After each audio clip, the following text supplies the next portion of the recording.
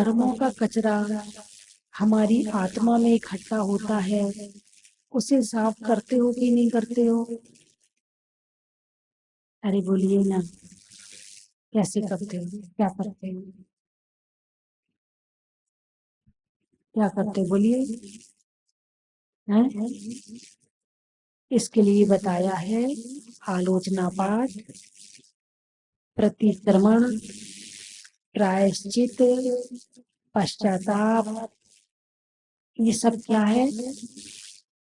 जो कर्म इकट्ठे हुए हैं उनको हटाने का उपाय है। जैसे कोई कपड़े में दाग लग जाए तो क्या करते हैं? अरे बोलिए ना, पानी से धो देते हैं। पानी से भी ना धुले तो क्या करते हैं? साबुन लगा देते हैं। साबुन से भी साफ ना हो तो क्या करते हैं? आला लगा देते हैं। आला, है ना? तो क्या कहा?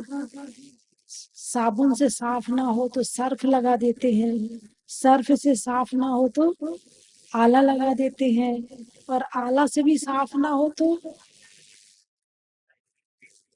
कुछ और भी है क्या? है ड्राई क्लीन। अच्छा, ड्राई क्लीन से फिर साफ हो जाते हैं। वाह भाई वाह, बहुत बढ़िया। मतलब और उपाय भी है ना? ठीक ऐसे ही जो कर्म हमने बांधे हैं उन कर्मों की सबसे पहले आलोचना की जाती है, फिर उसका प्रतिक्रमण किया जाता है। इससे भी साफ नहीं हुए तो प्रायश्चित लिया जाता है। प्रायश्चित क्या क्या लेते हैं? प्रायश्चित में गुरु महाराज क्या देते हैं?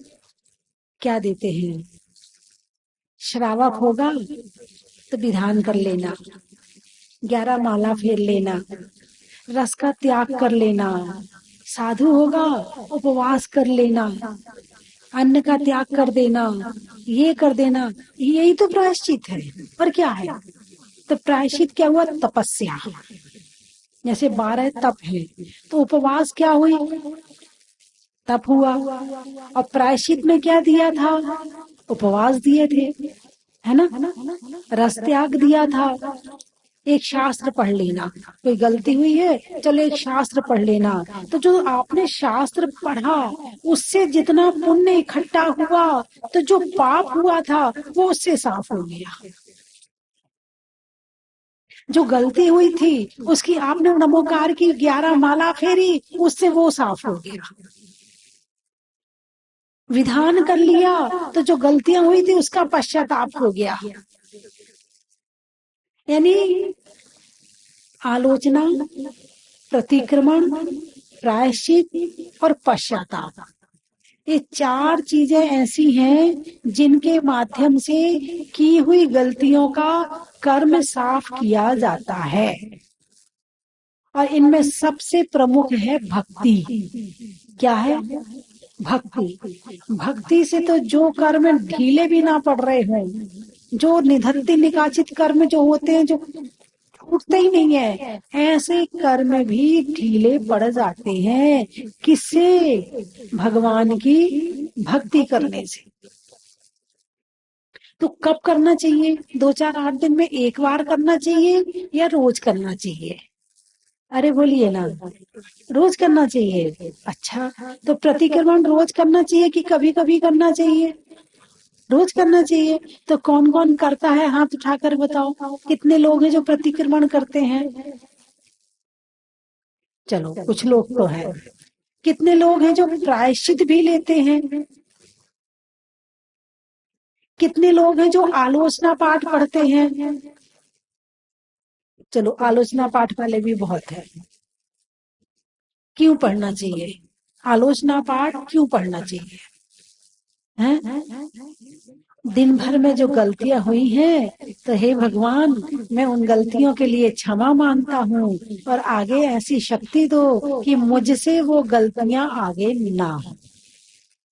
इसके लिए आलोचना पाठ पढ़ा जाता है, इसके लिए प्रतिक्रमण किया जाता है। यदि कचरे का ढेर इकट्ठा करते जाओ करते जाओ करते जाओ तो क्या होगा? अरे बोलिए ना, झाड़ू मत लगाओ, पोछा मत लगाओ घर में, बस रोज रहो, सो के उठो और अपना कचरा फैलाओ रोज।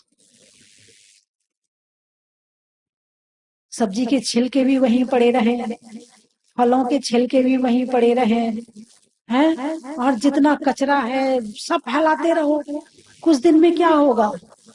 ऐसा लगेगा कि घर कचरा घर बन गया, कुछ रहने लायक मकान बचा ही नहीं। ऐसे ही हम कर्म इकट्ठे करते जाएं करते जाएं करते जाएं करते जाएं, फिर बाद में कभी बीमारी, कभी परेशानी, कभी संकट, कभी दुख, कभी पीड़ा, कभी कुछ चले आते हैं लाइन से, चले आते हैं लाइन से। फिर क्या करते हो? फिर भगवान ठीक कर दो। अरे ठीक करने का उपाय तो तुम्हारे पास है, ठीक करने की शक्ति तो तुम्हारे हाथ में है। भगवान तो केवल एक ऊर्जा देने की शक्ति है, उनसे ऊर्जा लो, उनसे प्रेरणा लो, उनसे शक्ति प्राप्त करो, और जो कुछ करना है वो तुम्हें ही करना है। तुम्हारा घर साफ कौन करेगा? तुम्हें करना पड़ेगा। हाँ, ऐसा हो सकता है कि आप किसी को पैसा देके और घर में एक बाई रख लो, तो वो सुबह शाम आके झाड़ू पोछा कर लेगी। वो तुम्हारे घर का झाड़ू पोछा तो कर सकती है, मगर कर्मों का झाड़ू पोछा तो तुम्हें ही करना पड़ेगा। इसके लिए कोई आदमी नहीं रखा जा सकता, इसके लिए कोई बाई नहीं रखी जा सकती है। प्रायश्चित, पश्चाताप, प्रतिक्रमण तो तुम्हें ही करना पड़ेगा। अरे बोलिए ना, गलती करते हो कि नहीं करते हो?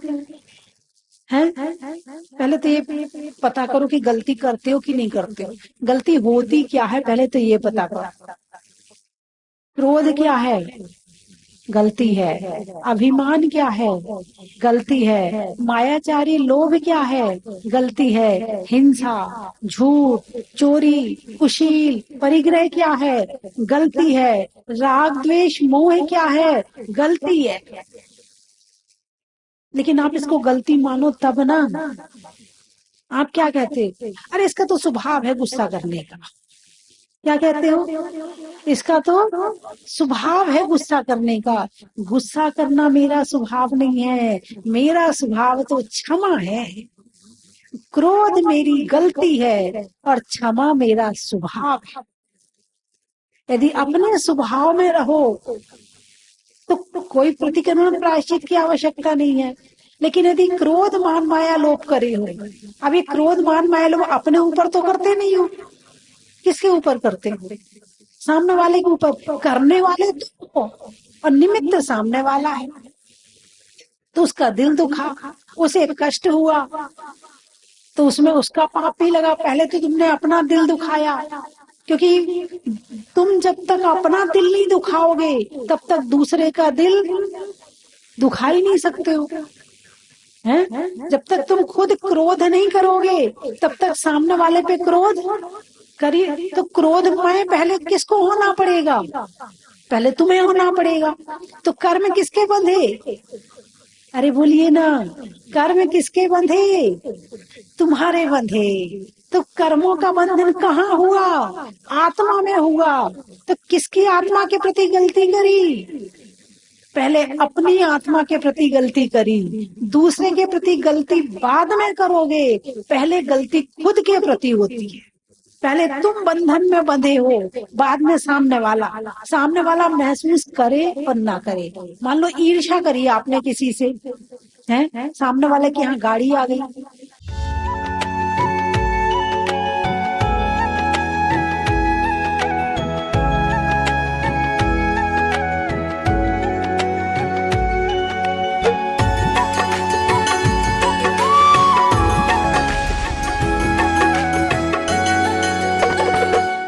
उसका कुछ हुआ? नहीं हुआ। तुम्हारा कुछ हुआ? बहुत कुछ बिगड़ा है।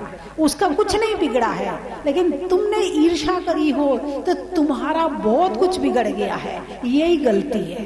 हम गलती दूसरों के प्रति कम करते हैं और अपने प्रति ज्यादा करते हैं। निशाना तो सामने वाला होता है। क्या निशाना कहाँ लगाया? सामने वाले के लिए। और तीर किसको चुभा? तुम्हें खुद को चुभा, तुमने खुद को दुखी किया। तो पहली गलती हम अपने प्रति करते हैं, इसका ही प्रतिक्रमण पश्चाताप करो। जो कर्म बंध हुआ है, हे प्रभु, क्रोध से, मान से, मायाचारी से, लोभ के द्वारा, हे भगवान मैंने जो गलती की है, मैंने किसी को सताया है, मारा है, पीड़ा दी है, मैंने किसी के प्रति अविनय के वचन बोले हैं, अपमान किया है, किसी के प्रति मैंने बुरे विचार किए हैं, हे प्रभु मेरी गलतियां माफ हो, क्षमा हो, क्षमा हो, और आगे ऐसी शक्ति दो कि मैं ऐसी गलती ना करूं। ये हो गया तुम्हारा प्रतिक्रमण पश्चाताप। लेकिन इतने में समाप्त नहीं हुआ। अब इसमें जीव कितने होते हैं? 1 इंद्री, 2 इंद्री, 3 इंद्री, 4 इंद्री, पंचेंद्री। चलते हुए नीचे देख के चले क्या? नहीं चले। कहीं चल रहे थे, कहीं देख रहे थे। कितनी चींटियां मार दी। उन चींटियों ने तुम्हारा क्या बिगाड़ा था? अरे बोलिए ना, क्या बिगाड़ा था? चींटियों ने कुछ भी नहीं बिगाड़ा था, फिर भी तुमने उनकी हत्या कर दी। फिर कभी कोई किसी की हत्या कर दे, बोले उसने तो कुछ किया ही नहीं है, फिर भी उसको मारा गया। तुमने भी तो मारे थे पहले, और कितने मारे थे? जितने मारे थे उतने, उससे 10 गुने बार मरना पड़ेगा। एक जीव की हत्या यदि हमारे हाथ से होती है तो उस जीव के हाथ से हमें 10 बार मरना पड़ेगा। यदि आप 10 बार उस जीव के हाथ से मरने के लिए तैयार हो तो आप किसी जीव की हत्या करो, और नहीं हो तो जीवन बड़ी सावधानी पूर्वक जियो कि कहीं कोई जीव मेरे से मर ना जाए, कहीं उसको कष्ट ना हो जाए, कहीं उसे पीड़ा ना हो जाए। यदि आप खुद दुखी नहीं होना चाहते हैं तो सबको दुखी करना बंद कर दो। लेकिन क्या कहते? अरे वो तो बहुत सीधा है, कुछ नहीं कहता है, कुछ बोलता ही नहीं है, पागल है पागल, हाँ बहुत सीधा है। ऐसे लोगों का कहीं गुजारा चलता है क्या? ऐसे लोग ही कहीं दुनिया में कुछ काम होता है क्या? उसका तो कोई नहीं है बेचारे का, तो कुछ नहीं कहता है। बोले ऐसा हो सकता है कि कहते कि नहीं कहते, वो दया का पात्र लगता आपको, जो ज्यादा ना बोले, सताए ना, क्रोध ना करे, गुस्सा ना करे, अपनी वो हैकड़ी ना दिखाए, तो कहते ऐसे ये तो सीधे, और पता नहीं कितने शब्दों का प्रयोग करते होंगे उसके लिए। करते कि नहीं करते? यदि कोई लड़की सीधी हो और उसकी शादी हो रही हो तो बहनें सिखाती, ऐसे जवाब दे देना, सुनना मत, 4 सुनाना तू तो। बहनें सिखाएंगी, उसकी सहेलियां सिखाएंगी। पागल है क्या? दिमाग खराब है? तूने सुना क्यों? तेरे से बोलते नहीं बना क्या? अब किसी की घर गृहस्थी यदि शांति से चल भी रही होगी ना, तो ये जो टेढ़े मेढ़े लोग हैं ना, इनसे देखी नहीं जाती है। जब तक उसके घर में लड़ाई झगड़ा ना करवा दे ना, तब तक इन्हें आनंद नहीं आता है। अरे बोलिए ना, है? जब तक उसके घर में लड़ाई झगड़ा, हाँ मैंने सिखाया, मैंने, अच्छा तू ऐसे ही बोलना और बोलना। यदि लड़का सीधा हो, दबना मत, उसके दोस्त सिखाएंगे उसको दबना मत। एक बोले ना, एक बार दब गया तो तेरे को सारी जिंदगी दबना पड़ेगा। हाँ तू बिल्कुल ध्यान रखना, दबा के चलना। हाँ ये ऐसे नहीं मानने वाली, दबा के चलना। अब दोनों तरफ से तैयार होके आए हैं। क्या दोनों तरफ से तैयार होके आए? किस बात के लिए? युद्ध के लिए। किसकी तैयारी करवाई? किसी ने ये नहीं कहा यदि एक बात बोल दे तो चुप रह जाना, कोई बात नहीं है। पति पत्नी है, आपस में हो जाता है, जब ये बोले तो तुम चुप रह जाना, जब तुम बोलो तो ये चुप रह। ये नहीं सिखाया। दोनों ने दोनों को युद्ध करना सिखाया। अब जो पति पत्नी का संबंध है वो प्रेम का संबंध है, और शिक्षा किसकी लेकर आए हैं? युद्ध की। शिक्षा किसकी लेकर आए हैं? युद्ध की। अब युद्ध की शिक्षा लेकर आए हैं तो तलाक नहीं होगा तो क्या होगा बताइए? दोनों तरफ के, इधर माँ कहती है जोरू का गुलाम है, उसकी सुनता रहता है, ना बोले तो दिक्कत, पत्नी कहती है अभी माँ के पल्लू से बंधा घूमता है, ये तो वो सुनता ही नहीं है मेरी। मतलब आदमी गलती ना कर रहा हो तो ये संसार वाले धक्का मार मार के गलती करवाते हैं, ये प्रायश्चित नहीं बताते हैं, ये प्रतिक्रमण नहीं सिखाते हैं, ये आलोचना पाठ नहीं सिखाते हैं, ये तो केवल लड़ने की कला सिखाते हैं। लेकिन भगवान महावीर सिखाते हैं कि सुबह से शाम तक में जितनी गलतियां हुई हों, शाम को आलोचना पाठ पढ़ लेना, प्रतिक्रमण कर लेना। रात भर में जो गलतियां हुई हों, सुबह प्रतिक्रमण कर लेना।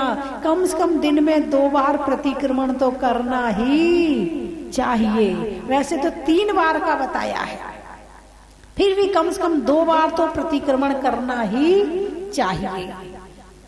गलती हो गई, प्रतिक्रमण हो जाए, सॉरी हो जाए, माफी हो जाए, क्षमा हो जाए, बात खत्म हो जाए। लेकिन गलती हुई है, अच्छा, जब तक उसको रियलाइज ना करवा दूं तब तक प्रतिक्रमण नहीं किया, प्रायश्चित पश्चाताप नहीं किया, सामने वाले को टॉर्चर और कर रहे हैं। जब तक सामने वाला रो ना दे, जब तक सामने वाला दुखी ना हो जाए, तब तक तुम्हें लगता कि तुमने कुछ किया ही नहीं है।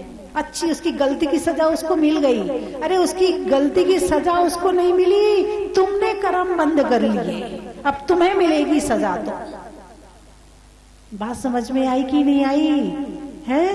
तो गलतियां एक होती है भूल से और एक होती है जानबूझ के। एक होती जाने की गलती और एक होती अनजाने की गलती। अनजाने में गलती होती है कि नहीं होती? अरे बोलिए ना, होती है। कभी आपने विचार किया कि कैसे होती है अनजाने की गलतियां? कभी सोचा? जाने की गलती तो पता चलता भाई जानबूझ के करी है, लेकिन अनजाने में गलतियां कैसे होती है? अब जैसे मान लो दिवाली आई और आपने पटाखे चलाए, आपको खुशी मिली कि नहीं मिली? अरे बोलिए ना। अरे लड़ लड़ के फटाके खरीद के लाते हैं, 2000 रुपए दो, इससे कम नहीं लूंगा, 5000 रुपए दो। साल में एक बार तो दिवाली आती है, फटाका नहीं चलाऊंगा तो क्या करूंगा?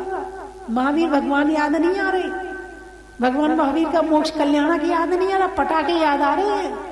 कब? दिवाली में। चलो तुम ले आए, अब लाकर तुमने पटाखे चलाए, ठीक है। अब पेड़ में जितने पक्षी बैठे थे वो आवाज आपको तो सुख दे रही है, लेकिन उन पक्षियों से पूछो जो डर जाते हैं, सहम जाते हैं, और जो उसमें से जो बारूद में से जो निकलती है गैस, नाइट्रोजन, और वो जो पशु पक्षी और कोई बीमार तुम्हारे पड़ोस में रह रहा हो उसे तकलीफ हो रही है, वो नहीं पता आपको तो केवल खुशी मिल रही है बस।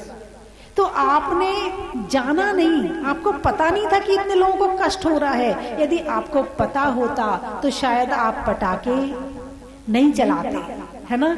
आप इतने तो सहृदय हैं, यदि किसी को कष्ट होता तो आप नहीं चलाते, लेकिन आपको पता ही नहीं था कि ऐसा भी हो सकता है और इतने लोगों को कष्ट हो सकता। तो जाने की गलती और अनजाने की गलती।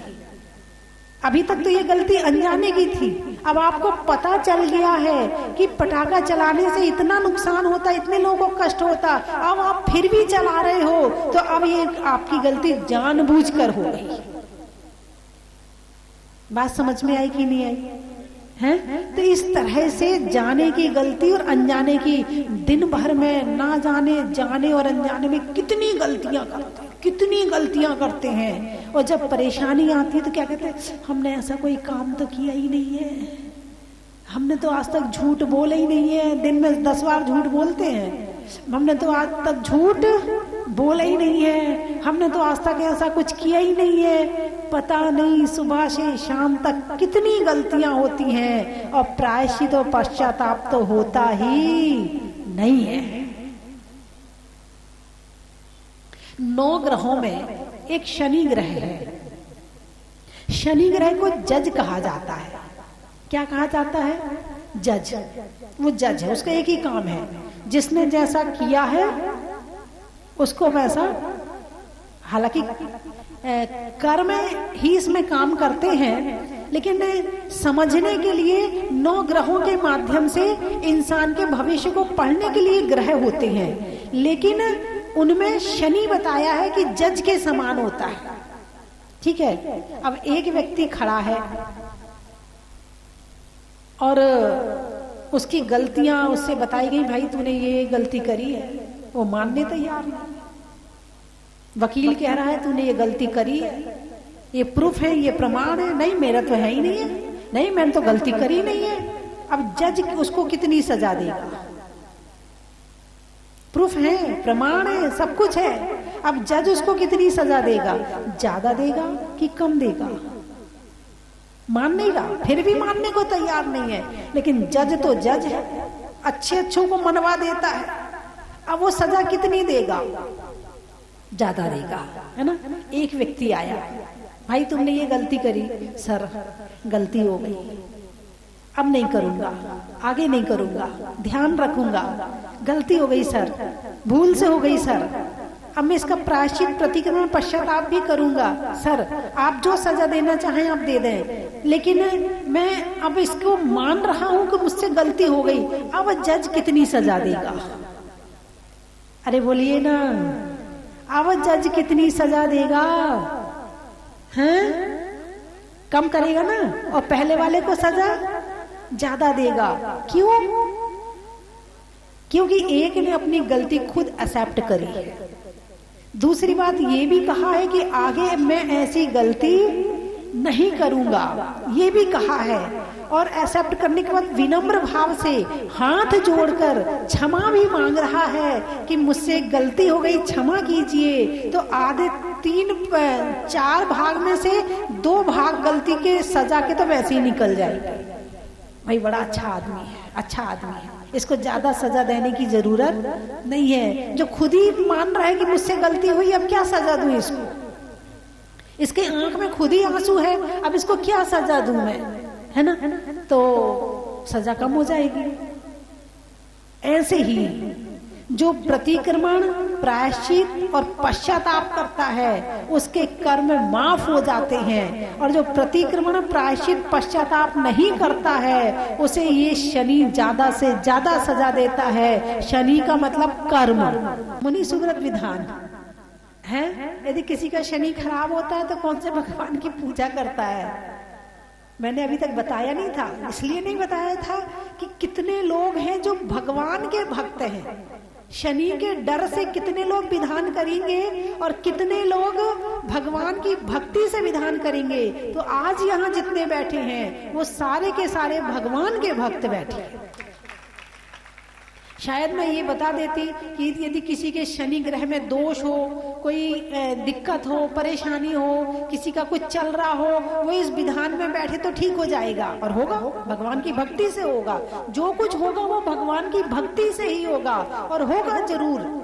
तो शायद लोग ज्यादा बैठ जाते हैं, लेकिन मैंने बताया नहीं। इतना तो बता दूंगी कि कल भगवान का महामस्तकाभिषेक है, कल तो कर ही लेना। आज छूट गया तो कोई बात नहीं है, कल तो कर ही लेना। कल भगवान का अभिषेक मत छोड़ देना। भगवान की भक्ति से सारे ग्रह शांत होते, सारे ग्रह शांत होते हैं। और यदि शनि को शांत करना है तो उसका एक ही उपाय है कि प्रतिक्रमण, प्रायश्चित और पश्चाताप ये करते रहो। ये नहीं कि तुम्हारा शनि अच्छा चल रहा है तो जब खराब होगा तब कर लेंगे, नहीं। शनि के हिसाब से मत करो। तुम तो करो अपनी आत्मा को विशुद्ध बनाने के लिए, तुम तो करो पापों से बचने के लिए, तुम तो करो अपने जीवन को अच्छा बनाने के लिए, तुम करो धर्म करने के लिए। शनि बाद की चीज है। और जो अपने आप कर रहा है, जो अपने आप धर्म के साथ रह रहा है, शनि उसका क्या बिगाड़ेगा? वैसे शनि से लोग बहुत डरते हैं। पता चल बस जाए कि शनि लगने वाला है? आधे तो वहीं ढीले पड़ जाते हैं। हाँ, एक बार की बात है कि एक जगह विष्णु जी ने के पास में शनि और लक्ष्मी दोनों पहुंचे। तो पूछा, हम में शनि और लक्ष्मी में कौन अच्छी है? अब जिसका शनि खराब हो जाए, नाराज हो जाए तो सब गड़बड़। और लक्ष्मी नाराज हो जाए तो गड़बड़, तुम गृहस्थी हो। बोले तुम दौड़ लगा के आओ। दौड़ लगा के आए, बोले शनि तुम जाते हुए अच्छे लगते हो और लक्ष्मी तुम आती हुई अच्छी लगती हो। है एक बार विष्णु जी में और लक्ष्मी जी में बात हो गई। लक्ष्मी बोली ये सारी दुनिया हमें मानती है। विष्णु बोला नहीं, ज्ञान की कीमत है ज्ञान की दुनिया में, करके देख लो। 6 महीने का टाइम मिला। विष्णु जी ने संत का रूप बनाया, जगह जगह जगह जगह प्रवचन किए। उनकी वाणी से प्रभावित होकर लोग उनके पीछे पीछे पीछे पीछे भागने लगे। बड़ी भीड़ इकट्ठी होने लगी। जहां भी वो जाते, वो संत जाते, सब उनके पीछे पीछे जाते। 4-5 महीने हो गए, काफी लंबा रेला इकट्ठा हो गया। लक्ष्मी ने कहा मेरा नंबर आ गया, अब देखती हूं मैं। अब प्रवचन चल रहे हैं। एक भिखारन का रूप बनाया, पीछे खड़ी हो गई। बहुत लंबी सभा थी। सोने अपनी झोली में से सोने का कटोरा निकाला। बोले जो मुझे पानी पिलाएगा ये सोने का कटोरा मैं उसे दे दूंगी। एक ने पिलाया, एक को दे दिया, दूसरे ने देकर सब भागने शुरू हो गए। पंडाल खाली होना, अरे बोलिए ना, पंडाल खाली होना शुरू हो गया। और विष्णु जी का ये क्या हो गया? तो पीछे से देखी, बोले मैं हूं, मैं लक्ष्मी।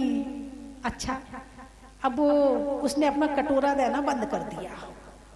बोले कैसे दोगी अम्मा? बोले ये जो बैठा ना सामने प्रवचन करता, इसको मंच से हटाओ पहले। तुम जितने लोग बैठे सबको कटोरा दूंगी सोने का, इनको हटाओ पहले यहां से। लोग आए, महाराज तुम्हारे प्रवचन तो बहुत सुन लिए। क्या समझ गए आप?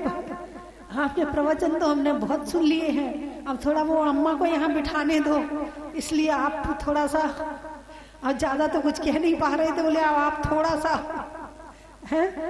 तो लक्ष्मी से बड़ा प्रेम करते। 11वां प्राण है, 11वां प्राण है। 10 प्राण होते हैं, 5 इंद्रियां, 3 बल, आयु और श्वासोच्छ्वास। ये चाहे रुक भी जाए कहीं, लेकिन यदि लक्ष्मी चली जाए तो इनका आधा प्राण तो वहीं अटक जाता है? और जब शनि लगता है तो किससे दूर करता है? अरे बोलिए ना, यदि किसी को शनि लग जाए तो वो किससे दूर करता है? लक्ष्मी से दूर करता है। किससे दूर करता है? लक्ष्मी से। भाई हमारे लिए तो अच्छी बात है, हमें यदि लग गया तो बढ़िया, दीक्षा हो गई हमारी। तो शनि लगेगा, जिसका शनि लग जाए उसको दीक्षा दिलवा देता है। जिसको शनि लग जाए उसको वैराग आने लगता है, उसे संसार असार दिखने लगता है। वैसे तो शनि बहुत अच्छा है क्योंकि सत्य का ज्ञान कराता है, लेकिन जो मोही प्राणी है और जब धन जाने लगता है तो उसे बड़ा कष्ट होता है, पीड़ा होती है। तो भगवान की भक्ति से प्रतिक्रमण करो, प्रायश्चित करो, पश्चाताप करो, पूजा करो, अभिषेक करो, दान दो। यही है प्रायश्चित, प्रतिक्रमण और पश्चाताप, यही है। प्रतिक्रमण तो पढ़ना पड़ेगा और भाव पूर्वक पढ़ना पड़ेगा। ये नहीं पढ़ने कहा है तो लिखा है इसलिए पढ़ लो, नहीं, अंदर भावना से पढ़ो। रियलाइज करो कि मैंने क्रोध किया है। अपने बच्चों को प्रतिक्रमण करवाओ। बच्चों को जितना प्रतिक्रमण करवाओगे बच्चों के अंदर पेशेंस आएगा। और आज बच्चों में पेशेंस की सबसे ज्यादा कमी है। और पेशेंस यदि कहीं से आएगा तो उसका नाम है प्रतिक्रमण प्रायश्चित। जो प्रतिक्रमण प्रायश्चित नहीं करते हैं उनके पास उनका स्पीड ब्रेकर नहीं होता है, वो कहीं भी चोट खा जाते हैं, कहीं भी उनका एक्सीडेंट हो जाता है। यदि एक्सीडेंट से बचना है, दुख परेशानी से बचना है तो प्रतिक्रमण जरूर करना चाहिए। आज मैंने प्रतिक्रमण की बात क्यों करी?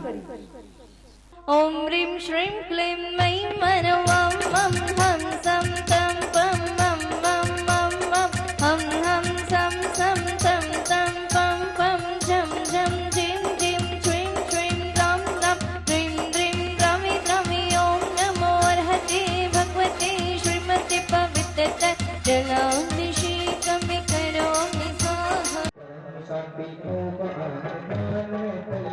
है भाई तेरे की तुमने पूर्ण कर दीन है पूर्ण प्राणी आत्म को ध्यान को सुसंबला आजा पूजा अवसर बुझन को कष्ट ना हो गए करा। श्री गणनियारी का 105 स्वस्ति भूषण माता जी मंगल सानिध्य श्री मुनि सुव्रतनाथ भगवान ज्ञान कल्याणक दिवस से प्रथम मंगल कलश स्थापना करोमिति।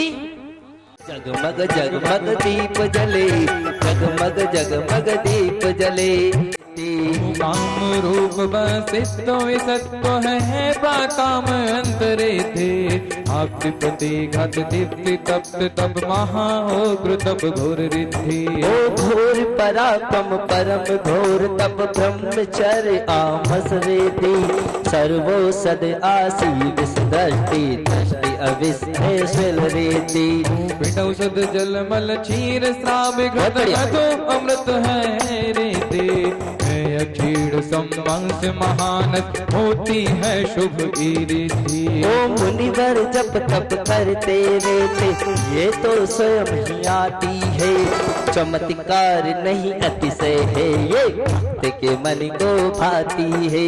ऐसे परम बेटा 20 साल बाद 20 आंसू लाता है वही बेटा 20 आचार्य 108 श्री सन्मति विद्याभूषण सागर जी महाराज आचार्य आचार्य श्री ज्ञान सागर जी महाराज आचार्य श्री जय सागर जी महाराज आर्य भारत गौरव आरिका स्वस्ति भूषण मती माता जी आशीर्वाद एवं सानिध्य शांति धारा करता परिवार श्रीमान भागचंद जी ज्ञानचंद जी आशा देवी सुनील कुमार मेनका व्यापी जैन ज्वेलर्स केकड़ी सह परिवार श्रीमान कैलाश संजी मधु देवी प्रकाश संजी पीयूष कुमार बघेरा सह परिवार से श्रीमान सुरेंद्र कुमार जी चंद्रकांता विनय कुमार अंचुल ऋषभ बघेरा सह परिवार अमरचंद सीता देवी अशोक कुमार अनिल कुमार संगीत अनुकार रिंकू अनुशिका आरवीएन 23 अप्रैल 2025 मुनीश्वरनाथ भगवान को भूगर्भ से निकले हुए पूरे 12 वर्ष होने जा रहे हैं।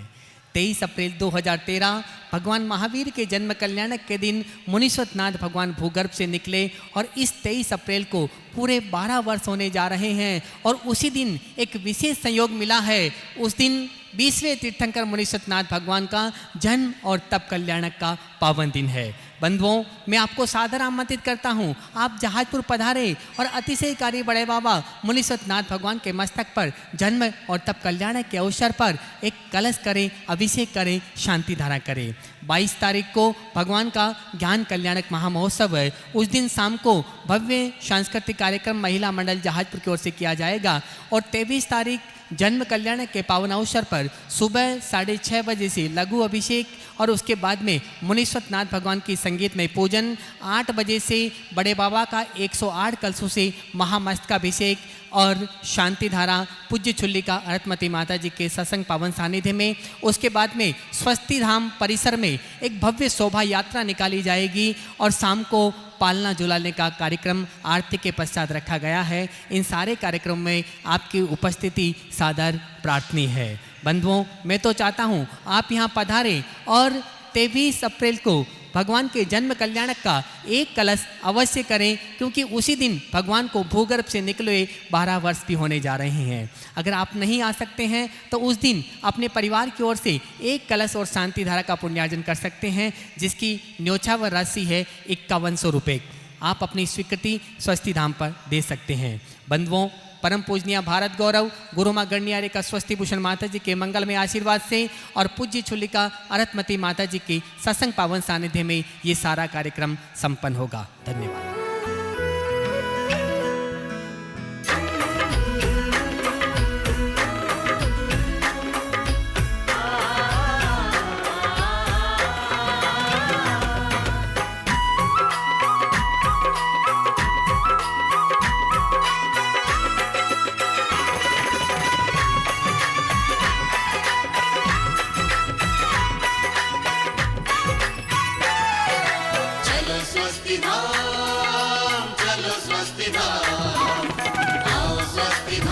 की थाल को सजाओ रे आज, रत्नों की थाल को भर लाओ रे आज।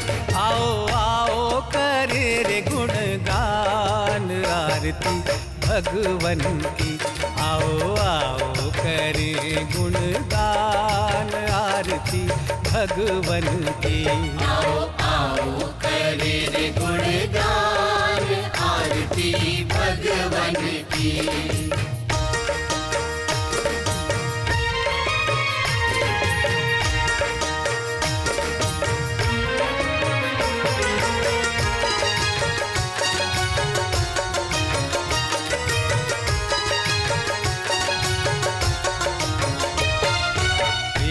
सुमित्र के राज दुलारे, माँ पद्मा जी के नैनों के तारे।